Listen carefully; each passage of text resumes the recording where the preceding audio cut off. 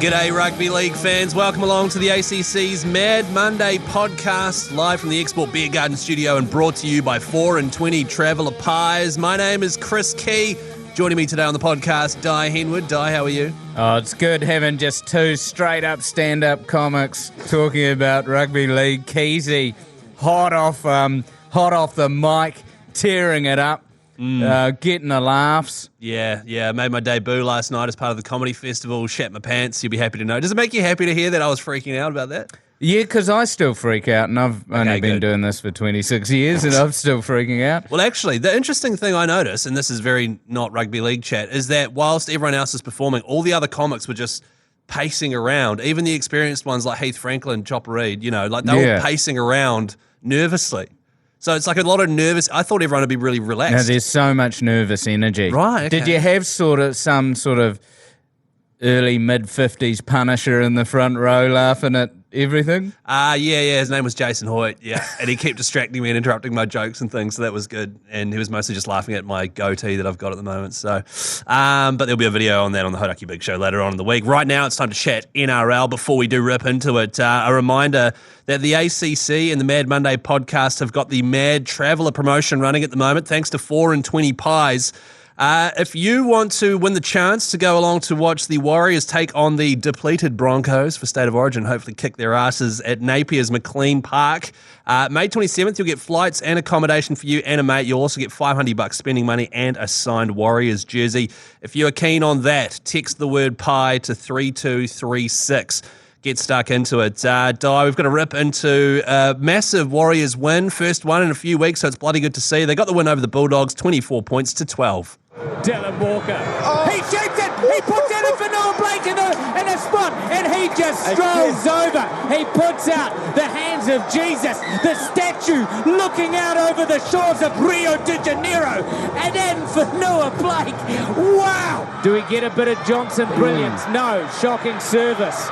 Back to Volkman. Volkman drips through. He gets it. He steps and he scores. We were asking for magic from Shaun Johnson, but no, the deputy magician, the Padawan, steps out of New South Wales Cup and he scores. Please text us with a Keezy update. Harlequin's point Chev, I think he's been seen wearing a bootleg Warriors jersey apparently. That wouldn't surprise me. I once was driving past there at 10 in the morning, the little chain link thing was down, and there I could see that little horrendous goatee of Keezy peeking through. He'd obviously fallen asleep the night before after a hard day watching his dad work on the truck. I feel for you, Keezy. We're really giving you a bit of work over tonight. But we love you, mate. It's a bit of anyone's ball. Oh, Jacob Taraz tries to turn something into nothing and is calmly just taken and wrapped up. And that is it. The game is over. The Warriors take the win 24-12. That's right, the Warriors bagging another win, which is bloody good to see after 3 damn tough weeks with a lot of contentious calls, etc., etc. I'll just clarify, I wasn't part of the commentary. I was sick.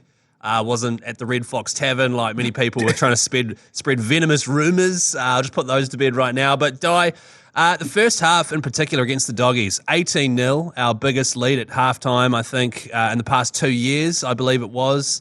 And defensively, fantastic performance. And then our offense as well was the kicking of Shaun Johnson after what I said was a relatively ropey week last week. He responded with literally his best kicking game of the year.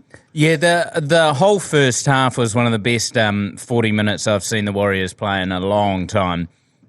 They defended well. They attacked so well. There was that. What I'd been worrying about this season was we've been playing so steady, but we didn't have that sort of bust the game open magic. And Shaun Johnson, that little kick for Dallin. Bold, first tackle. Bold considering it had been huge break from Pompey. Then we sort of reset. The Dogs were struggling to get back. We got a 6 again. Instead of running it through the hands or whatever, he just went for the kick, pinpoint. It was tried again later in the game, which didn't really come off. But going in 18 zip, and then when I came out, I knew the Dogs were going to come back with something.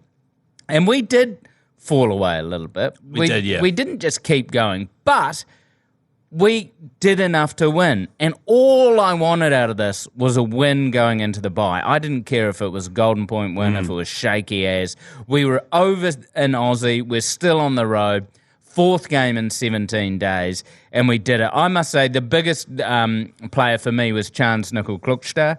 He ran the only Warrior to get over 200 metres. God, he's good. 26 runs for 210 metres. Even though RTS is coming back into the side, John Kerwin's been singing out for him to come earlier, Chance is showing that he is crucial to this side succeeding. And when the news about RTS first came out, I was like, well, RTS won the Dally M, best player in the world, by playing fullback for the Warriors. There's no way that he's not going to play fullback. But now I'm like, I don't care. Like, I don't care how good RTS was. Chance is so safe, so steady.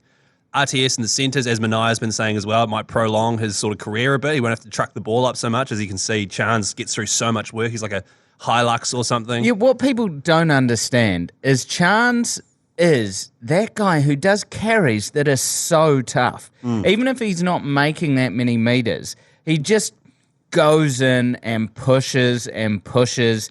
And a lot of the metres he's making are really tough. Yeah, that's Plus, what made me stoked was Matt Burton has the wobbliest bomb. Not even a factor. Our whole back three diffused every single one of them whenever it was coming down. Because we think Dallin is a fullback and winger, which is great. Chance is so safe. Marcelo, he's a safe pair of hands as well. When he caught that the wobbliest of the lot and then fended away from 2 dudes and broke all the way downfield, it wasn't even a factor when they always talk about the Burton bomb. I'd hate to tackle Marcelo. Yeah. He just runs so hard. I tell you what, though, Adam Fanua-Blake, leading try scorer for the Warriors. It was Wade Egan or whatever, you know what I mean? He was leading the charge early. But Adam Fanua-Blake, how about this? Would you agree with this? Payne Haas, number 1 front rower at the moment. Number 2, Adam. Yeah, because, I mean, even your big heavyweights of JWH at the Roosters, he's been slightly out of form. Tapine, he hasn't been offloading or doing any of those things anymore. Fisher Harris had a cracking game, but he hasn't been at the levels he has been. So Adam's definitely up there in the chat, and I mean, it's hard to go past Payne Haas. But you've got to just love the way the Warriors are getting the wins we should get, and this is what we missed out from last year. Well, if I'd said to you, especially last year, end of the season last year, if I came to you and said, Dai, next year, we're going to play Melbourne, the Roosters, and the Panthers all within 11 days of each other, and then when we come out of that, we're going to be 8th on the table. You know, like that's a real testament. We've won 6, lost 5 after the toughest period of footy any team's played in a long, long time. I'm really chuffed with how the Warriors are going, you know? Oh, completely. And to be honest, I believe that if we had a full squad, i.e. we had Mitch Barnett and Tamari Martin in there, and Wade Egan not nursing some head knocks, I reckon we win one of those 3 Roosters. games. Yeah, I reckon we either beat the Roosters or the Storm. Yep. And you've got to say they were all gritty games. Penrith pumped the Roosters. Oh my God, yeah, that was a high So we held them. We held them last week. Wade Egan's looking a bit gun shy, I have to say, which fair is enough, right? Completely fine. Yeah, so I guess that because Lussick's been starting, right? And then Wade Egan comes on, then does Lussick come on again at the end? Oh, the little blonde Lussick. Oh, yeah, he came back on. Yeah, so they obviously just got him on ice a wee bit, Egan, at the moment, just to get his confidence back up, maybe. I really like Lussick. Yeah, I'm happy, yeah. Lussick, when he first filled in for Wade Egan, I was like, hey, you've done a good job. It's steady. Now he's starting to add those jinking runs in that Wigan was doing. Wigan, yeah. the little Wigan. Yeah. And so it's good to see we've got proper coverage there. Mitch Barnett said he's coming back early June. Round 14, I believe they circled. Yep. This bye round is going to be great to get Tohu back.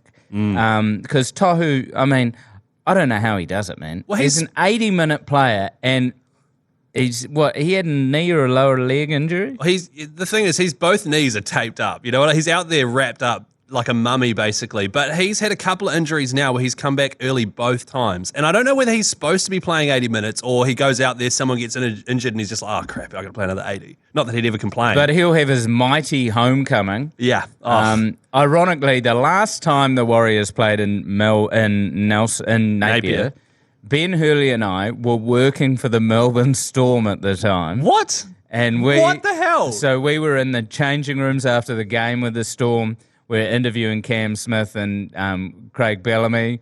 Oh, my God. It was very bizarre. Right. So that'll be me, you, and him next time, right? Because I'm a comic now and we're all sort of level pegging. And it was because it was Tohu's homecoming because he's a Hastings boy. Yeah. No, so this time it's against the Broncos. So that was when he was playing for the Storm? Yeah. Yes, that's right, yeah. And so then we play the Broncos there. They'll be depleted because they're going to have a lot of Queensland players. So good. No Payne Haas. Haas. Carrigan? Payne Haas, Carrigan. Maybe Reese. Cobbo. Maybe Jordan Ricky. Maybe Reese Walsh. Yeah.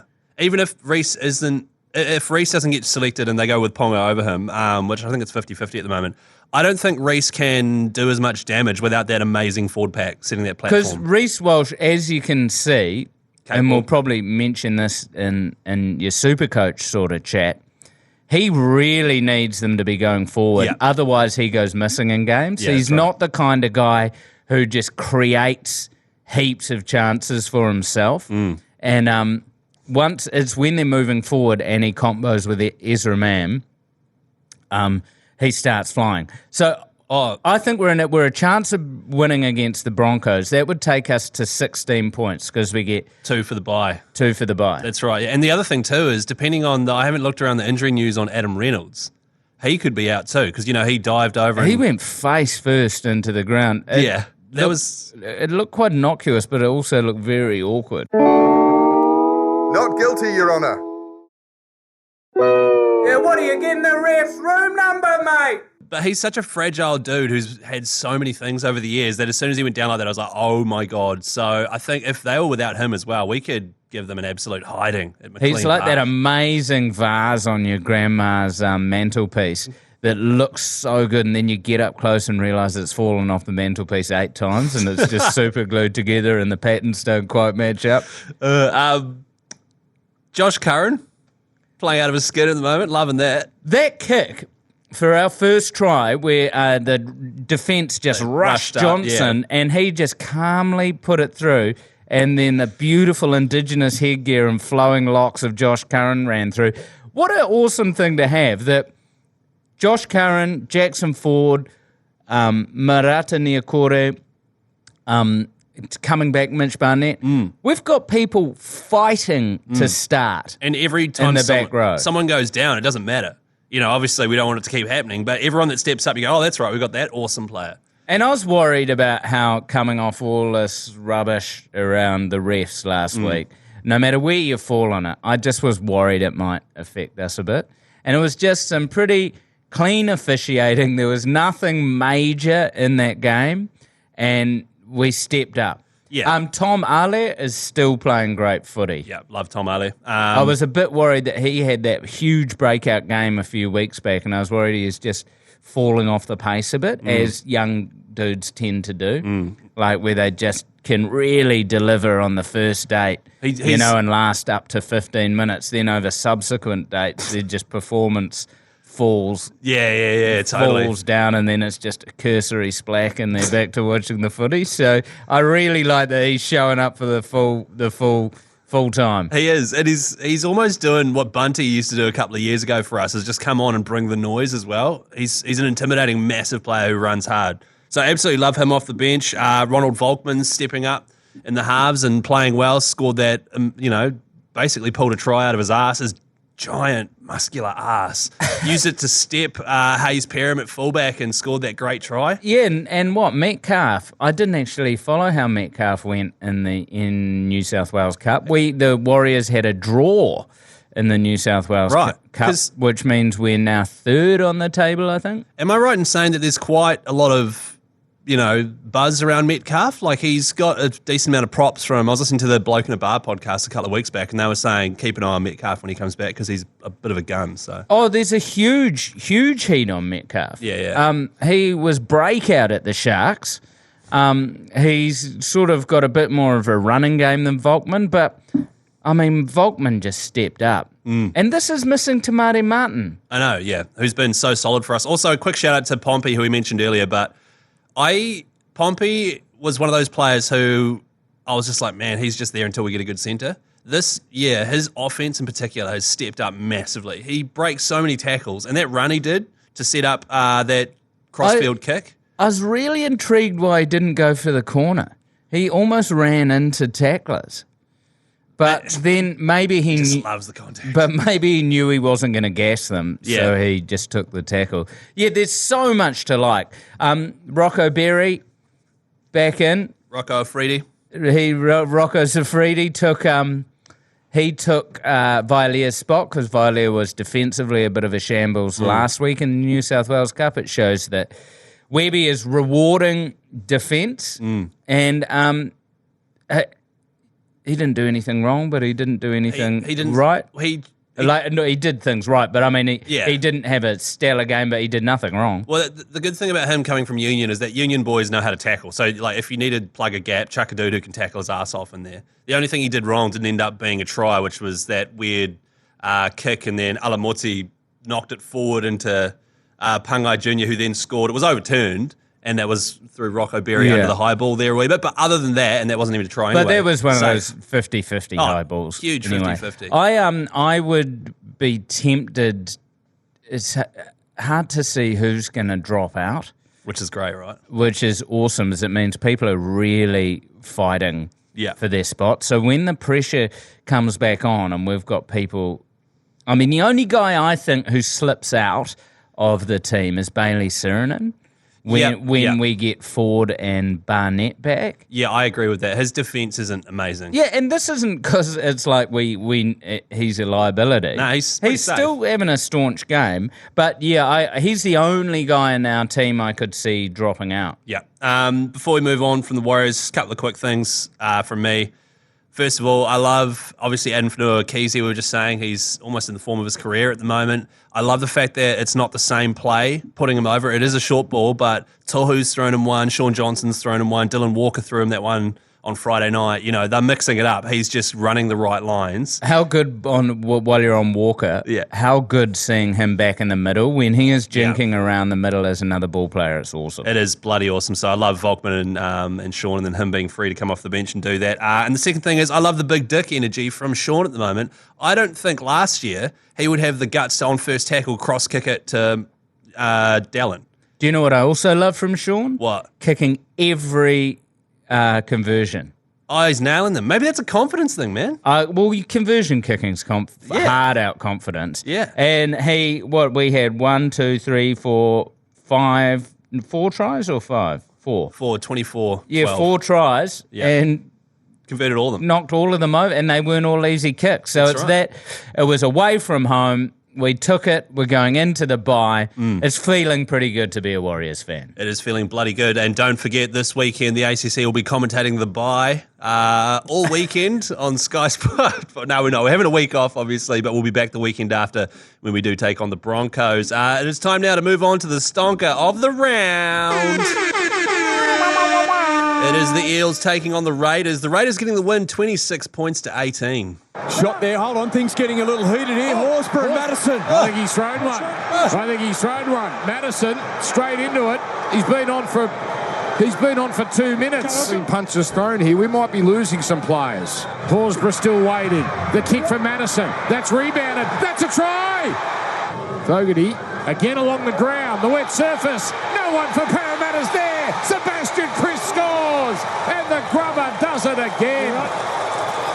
2 tries in 6 minutes. Raiders, awesome start to the second half. Fogarty to the air this time towards Sebo and Rapida. Batting it back. Nice. Sensational. Timoko scores the try. Yes, Matty Timoko, who's quickly becoming one of my favourite players. Him and Will Penasini as well. They came onto the scene last year as sort of talented youngsters, and this year they have both been absolute beasts, tackle breaking every single game. But Dai, when we talk about this game, we have to mention Big Red, Corey Horsburgh, who's been having a breakout season. He's a weapon. He's an absolute weapon. He's a bit of a, I don't want to say the word meathead, but he gets wound up easy. Yeah. And because his name's been thrown around for even origin discussions and things like that. So throwing a punch at Ryan Madison. Which was definitely a punch. A huge punch. Yeah. It was like you could even see it in real-time motion, watching it as it happened. You didn't need to go back to watch it to know that it was a punch. And this is the thing so it got downgraded, which it's like Dimitri Sifakula on Nathan Cleary's enormous chin. If you compare those two, between Madison and Horsburgh, that was a proper fight. Yes. Like, Madison was throwing punches too. Yeah. There's a bit of inconsistency around that. And, I mean, poor Clint Gutherson just was trying everything he could. Yeah. And the Eels, they're way down the table now. No Moses, obviously, which is huge. So Coach's son, Jacob Arthur, had to step up. I mean, he wasn't terrible or whatever, but I just think the Raiders, all of a sudden, Ricky Stewart's just got them humming. Yeah, it's weird. I actually thought they were going to fall off a cliff because this was around Jack Whiten signing with Souths. And ever since that moment, Whiten's been playing out of his skin. The Raiders have won 5 in a row. They're, 6th on the table, are they? That's a classic thing. I mean, the Raiders last they're year. 7th on the table, just above the Warriors. However, they've had a bye, so technically we're on the same amount of points. That's right. We jump up 14 points, along with pretty much everyone from third down. Because Penrith, Cronulla, Melbourne, Dolphins, Canberra, and Warriors all Have a bye soon, or? No, only us. We're the only ones that have a bye out of that. Great, okay. So technically we're all on the same points. Oh, great. God, I love the NRL this year. It's so good. The NRL is so tight. The only side really, West and St George, are down the bottom on 6. Right. I don't see them having a Raiders-style comeback. The Madison Madison is such a bit. I don't know how he comes off the bench and then just gets through so much work and is involved in so many things. I love that. Just as Corey Horsburgh was about to come back on the field 1 minute to go, Madison puts a grubber through off the post, and I think it's Jermaine Hopgood scored. Yeah. There's just like the ultimate, get that into your Big Red, eh? Got you sent off and then set up a try. How good. I just thought this game was not awesome because they both play a nice style of footy. Like although Parramatta are lurking at 14th on the table with 8 points, I feel like they shouldn't be though. You know? No, they've lost close games. Yeah. They just play an enjoyable style of footy. And then Ricky Stewart was going mental in the press conference about No way. inadequacies with the refs. And he did the old, that was Kevy Walters was my pay packet's not big enough. But I like it because there's a lot of fuss. And I reckon the Warriors could beat the Raiders. But Same. It was a great game. And Parramatta are just getting a few hidings. They are getting hidings. I mean, and the thing is, Parramatta, you watch highlights this year of beautiful players football. Parramatta's involved. Dylan Brown, Gutho's he's got X Factor, it turns out, old Gutho. Mike Acevo's leading the try scoring or something. But for some reason, they just can't finish the job. And I love that this game finished with that amazing crossfield kick, and then Rapana jumped up over Sevo, who loves stealing high balls and then scoring on people.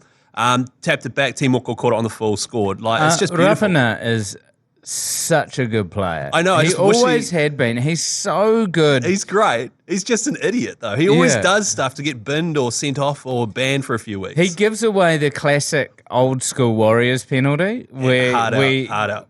Where you're at a spot where there's no need to do it. Yeah, I 100% agree with Rapana.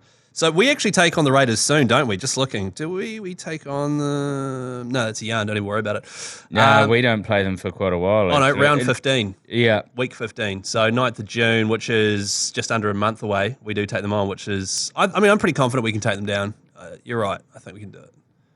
Anything else you want to say on this game? No, it was just one of the many games I enjoyed over the weekend, except the Roosters getting absolutely pumped. Oh, sweet. You know what we'll do is we'll take a break here, and then when we come back, we'll thoroughly go over that game. Let's just commiserate over it. Yeah.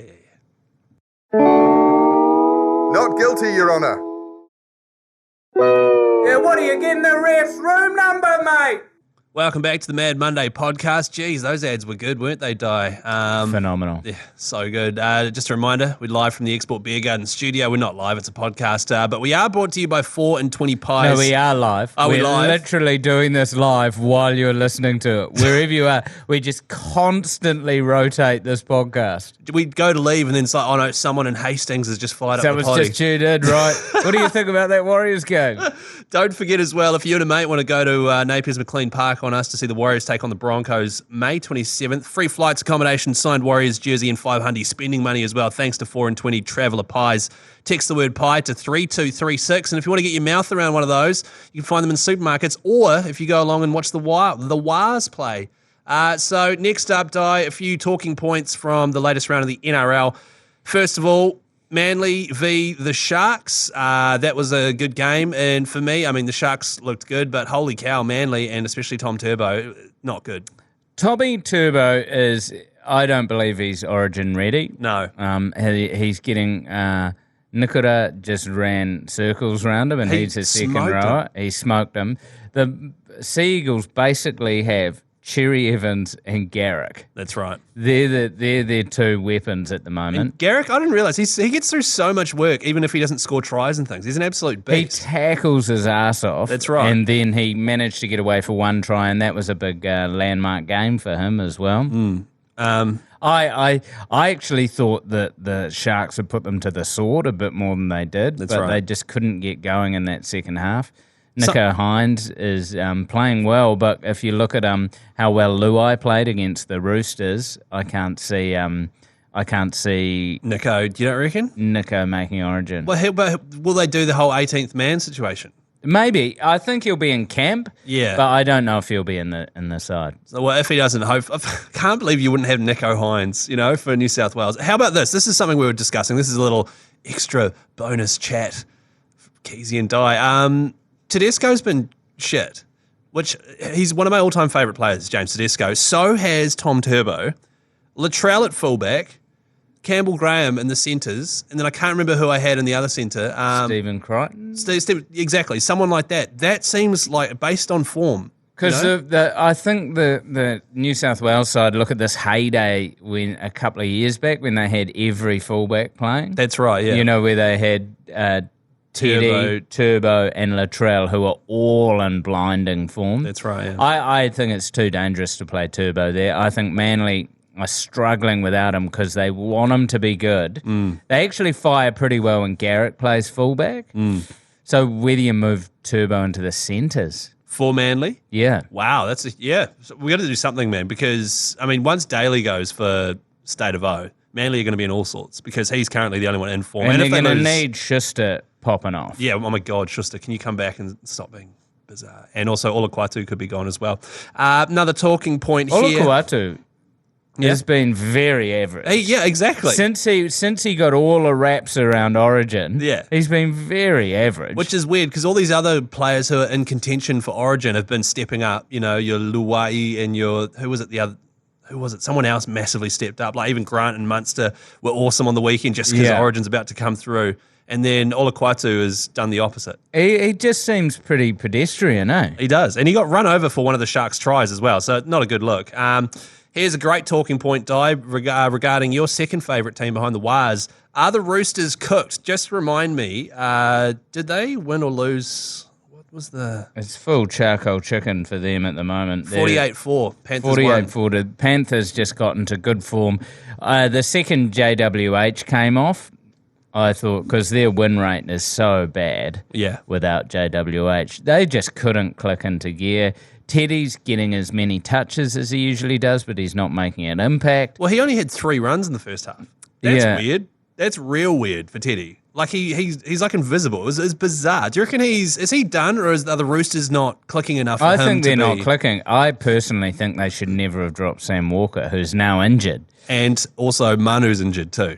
We don't know how bad, but And also, I'm just saying, they should have dropped Suoli'i, not Sam Walker. He's been average. It's weird. Since he signed that big union contract, he's just hasn't had a decent run. Nah. His defensive reads have been average. So I don't think the Roosters are cooked for the rest of the year, but they're going to need to find some form and find it quickly. Well, they did last season. They did not this bad. They found form in a massive way towards the end of the season. Yeah, they got 110 in a row, I think, That's coming out right. of Origin or something like that. But they're like right now, oh my God, they look so ropey. So not really enjoying that. Says here on the list here, Dai, actually, you done talking the Roosters, by the way? Just quickly on that game, Panthers, in my opinion, officially back to top best team in the completely. league. Luai, or is it Luai? I think it is Luai, yeah. You know what I got sent? What's that? I got to send this guy, wonderful. I think he's a listener of the pod, Stephen Gallagher. Oh, yeah? Right? He did a complete audio pronunciation list of every Like player in the NRL, even the white guys. Right. Even like Corey Allen. He did that, and he sent it to all the Aussie. So it's a Google Doc, and you just click on it. And it says it out loud. Suoli'i, That is brilliant. Martin Taupo. They just pronounce it right, and it's great because it's awesome. And he did it for free, and he's said any of the people who want to get in touch with him who want it, he'll share it with them. Oh, can you share that with me? Yeah, and it's primos. There's a couple. It's just nice to hear that you're doing it right. Well, someone would be getting paid a fortune to do that, if he was actually part of the thing. So shout out to Steve for just doing that off your own back, mate, because it's been doing my head in for a long, long time. It says here in the rundown, Dai's stat attack. Is this a new segment? Yeah, new segment. I got a little seg. Hey, welcome along to Dai's stat attack. I do my own stings. Oh, that was just... That was my sting. Ooh, it's Dai's stat attack. So, this is the biggest try-scoring drought that a player's had. Bryce Gibbs, he used to play for the Sharks. Right. Legend player. He started out playing for Wests, and he scored a try in his first 3 games. 3 tries, 3 games. Wow. Then it took him 8 years of NRL football to score another try. Oh, my God. That is... So he came out of the gates, a try in his first 3 games, then it took him 8 years. And he played, he wasn't in and out of squads. He wasn't injured or anything like that? No, he played a year or 2 years at West and then went to Cronulla for the rest. That is bizarre. Jesus. So everyone with Piggy was like, oh, here we go. We've got this try-scoring machine. Yeah. And 8 years. What was he, a front rower? Or? He was a back rower. Back rower, right. Okay. But imagine how amped you'd be scoring 8 years later. Oh, my God, yeah. And then you see guys like Britton Nikora and also Hudson Young who just seem to score tries at will. Or Adam Fanua-Blake. Or Adam Fanua-Kesey as well, yeah. Just scything Or through Adam there. Fanua-Shakira, I think. Yeah, what was that Pantsman. about? I texted him halfway through the game. I was like, I spent ages crowbarring my name into Adam Fanua-Blake's name, and then you changed it to Shakira? Although it was funny. He did his hips didn't lie for a bit there, so fair enough. Time now for the TAB Good Punt. TAB Good Punt. Good Punt. Good Punt. Good Punt. Yes, the TAB Good Punt, formerly known as Mad Money. That was my name for it, but they ditched it, which is fair enough. This week, no Waz Dai. We're on the bye, fortunately. We all get to rest up, which is bloody great. So I'm thinking we take our $100 bonus bet, courtesy of the TAB, and we do a 4-game multi. We just pick 4 winners. Because I love it. in my brain, looking at the opening 4 games of the round, they are pretty easy to pick. Having said that, the NRL this year has been an absolute nightmare. So Panthers are taking on the Broncos Thursday night. Oh, it's nice the Broncos get a game at Suncorp. Oh, God, no. It is... It's probably an away game for them as well, knowing them. It's ridiculous. So they had their 8 out of 10 or whatever. Then they had 1 game away. Then they're back at Suncorp. It's bullshit, man. Yes. Panthers beat Broncos, I reckon. Definitely. Then you've got Dragons, Roosters. Now, this one I'm a bit iffy on just because your Roosters are just so shit. Yeah, but you have seen the Dragons. Yeah, that's so shit. They reckon Michael Checker might be coming out of Union to coach. Oh, yeah, that's bizarre. I mean, that is, to me, that's a sign that, like, you're freaking out a bit, right? Yeah, because the Dragons are just atrocious. But so I reckon the Roosters find some form. I reckon this is a form. Yeah. This plays them into form. So, we've got Panthers, we've got Roosters. That's right. We've then got Rabbitohs Eels, which could be a bloody good game. And if I could pick an upset, it might be this one. I think it should be, but I believe Moses is still out. Is he out for 2 games? Yeah, I think he's still out. Oh, wow. Oh, no, although it depends on his head knock. Because they also, Eli Katoa was supposed to be out, and so was someone from the Waz. How Chance. Eli Katoa wasn't out? He was in the shadow realm, bro, when he got up. That was the worst knockout of the season so far. Like, when you see a guy and you go, he needs some serious help. That's right. So, I mean, if Moses is back, I can see this being a good game, but I think the Rabbitohs will win. And then Sharks taking on the Knights. The Knights were electric on the weekend playing against the Titans, though, who leaked so many points. I think the Sharks will comfortably beat the Knights too. So I reckon that there's enough, that there's 2 close-ish games in there. So I reckon that they'll turn into good odds. All right, so Panthers to beat the Broncos, Roosters to beat the Dragons, Rabbitohs to beat the Eels, Sharks to beat the Knights. Literally the first 4 games of the round, so we'll know early. It's paying $3.67, which means with our $100 TAB bonus bet, we'll get $267 back, which means if we can nail this, and I feel like we will. 360. Oh, no. Because we give the $100 bonus. Yeah, you get it. Which means if we win this, it'll take us over $3,000. Oosh! In the ACC kitty. Yeah, I know. Oosh! Which is sick. So if you want to jump on board and do the same and then become a rich person. It's enough to buy a couch. Yeah. Couches are pretty expensive. Yeah, I know. I just bought a pretty average one for about $3,000. So. Big save, or where'd you go? Where did I go? No, it's like your standard, like your Harvey Norman situation. Yeah. I bought it from my mum's apartment. Nice. New Zealand made, or was it an import? I didn't really go deep into the supply chain, but that's a whole nother podcast. Where's your couch made? Text us to 3236. Oh, yeah, it's exciting stuff on Mad Money. I'm trying to think of what the name of that segment would be. But while I think of that couch name... Supply. Couch Supply. Oh, God. It is time to finish things off with, of course, Dai Henwood off the back fence. Oh, a long kickoff. The offload to Henwood, and he's off the back fence. Boom time! Are you a Warriors supporter? Well, you probably are if you're listening to this podcast. We don't need any of the Slippery Eels crew on here. Well, now get someone who's not a Warriors supporter and tell them this. Get on the bandwagon. We are sending at home. I was dubious at the beginning of the season. I was all crying into my cornflakes. Oh, the Warriors will be about 12th on the table. They might even be 14th. Well, I've grown myself a pair of knackers, and I'm telling you this, we're in the top 8, baby. Here's some numbers to tell you why. After this bye, we're on 14 points. To get into the top 8, I reckon you got to have 30 points. We have 3 byes. Okay, so drop down to 24 points. We're already on 12. We need to find another 12 points. In the last 14 games, we played 7 games at home, 7 games away.